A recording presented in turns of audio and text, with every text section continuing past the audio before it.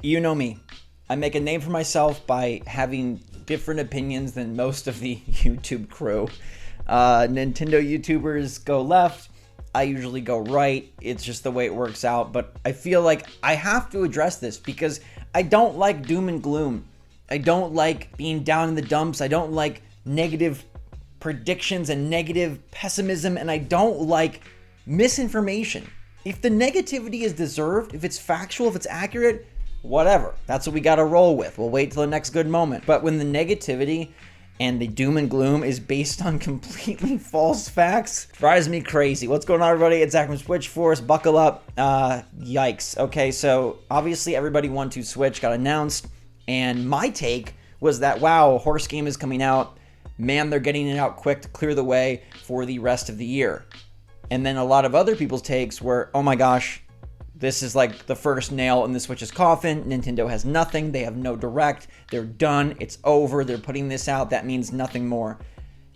And I could not be more confused. I do not know how you take this Nintendo EPD4 game announcement and all of a sudden convert that into the Switch is over. Now, like, we want a new system, obviously, but these people are talking about this in the sense that, like, we're done getting games.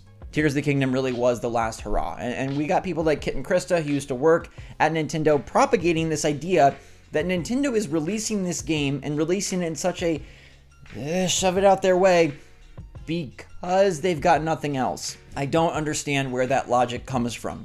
Let me set it up right away. Let's not waste any time. Nintendo's EPD production group number 4 is responsible for 1-2-Switch, responsible for Labo, responsible for Ring Fit Adventure, responsible for brain training for Nintendo Switch, responsible for Jump Rope Challenge, Mario Kart Live Home Circuit, Game Builder Garage, Big Brain Academy, and Nintendo Switch Sports.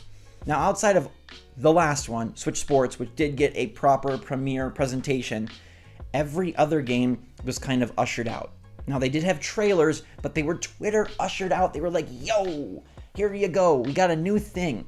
Because the EPD4 group just does kooky, quirky stuff. That's what they do. They put out Labo. They try Jump Rope Challenge. They give us Game Builder Garage. They go back to the handheld well with Brain Training and Big Brain Academy. These games that don't fit with Mario and Donkey Kong and Zelda. Nintendo has a mentality and a mindset for their directs. Whatever it may be, whether we like it or we don't, these kind of games don't fit there. So to assume that Nintendo is putting out everybody 1-2-Switch because they have nothing else and because the Switch is like literally on its dying breath, like, yeah, sales are going down. Yeah, they're probably not going to hit the target number of consoles sold they want to hit. But this does not correlate to that. Releasing horse game does not mean you're just screwed out of luck. You have nothing else. You're done. Like, this, if anything, like I've said, means there's more. Look at what Nintendo put out after these other EPD4 games. One thing I heard Kit and Krista say is like, you know, when Nintendo puts out something like this, it's really because they don't have much else left. Well, if you look at 2018 when they put out Labo, had some pretty good games. 2019 when they put out Ring Fit Adventure and Brain Training, had some pretty good games. 2020 when they put out Jump Rope Challenge and Mario Kart Live Home Circuit, had some really killer games. Animal Crossing New Horizons. 2021 Game Builder Garage and Big Brain Academy. Like, there were massive releases all of these years. If you're to tell me that when EPD4 puts out a game that's not direct proper, they have a bad year, you're just factually wrong. Because in 2018, when they put out Nintendo Labo, they followed it up with Super Smash Bros. Ultimate. In 2019, when they had Ring Fit Adventure and Brain Training, they gave us a plethora of like Link's Awakening, and they gave us Luigi's Mansion 3, and they gave us a bunch more. And in 2020, with Jump Rope Challenge and Mario Kart Live Home Circuit, they also dropped Animal Crossing freaking New Horizons, which set new records globally. In 2021, when they gave us Game Builder Garage and Big Brain Academy, they also had really big stuff like Metroid Dread, new Pokemon games, and more. So you cannot tell me that an EPD game thrown out there on Twitter equates to we've got nothing. In fact, it's the exact opposite. The reason they put these games on Twitter is because they have so much more. So that's just wrong. This idea that, oh, there would have been a direct to showcase this game. If they had a direct, if there was going to be a direct, if there's more, why didn't they just include everybody 1-2-Switch in that direct? Well, let's ask the same question. Why didn't they include Nintendo Labo in the direct? Why didn't they include Game Builder Garage? in the Direct. Why not? Because they had nothing else and there was nothing worthy of a Direct? No, because Nintendo just doesn't put that kind of stuff in Directs. The EPD4 production team games don't operate like that.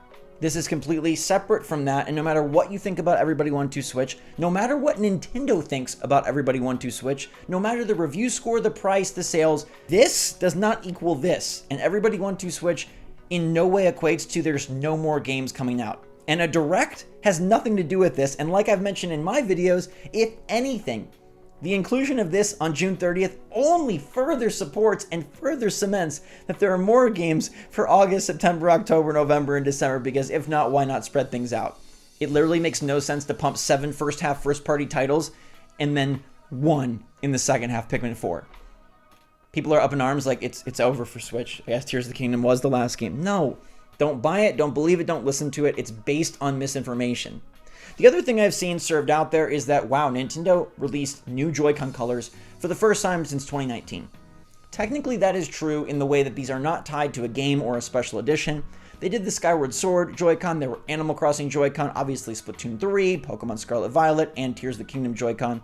But in terms of like separate Joy-Con, we haven't had these Joy-Con type pairings since Purple and Orange back in 2019 and Blue and Neon Yellow. So what's being said is Nintendo is utilizing these Joy-Con as a means to cover up that they don't have much else to release. And I don't understand that either.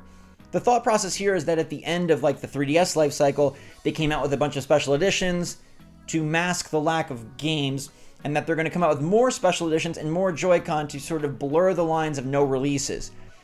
But as far as I'm aware, Nintendo has put out 3 special edition Switch OLEDs back to back. Do you really think they're just going to pump out more with no games? And you're telling me they're putting out new Joy-Con for the first time in like 4 years because they have nothing else? So let me get this straight. They are going to achieve 15 million Nintendo Switch consoles this fiscal year because of pastel Joy-Cons and Everybody 1-2 Switch. I don't understand how these things line up. Like, yes, Nintendo does get goofy with their colors towards the end of a generation, but we already knew we were at the end of a generation. I think we're really mixing and matching the idea that end of generation means nothing happens. Sometimes the best games come out at the end of the generation, and sometimes the coolest titles.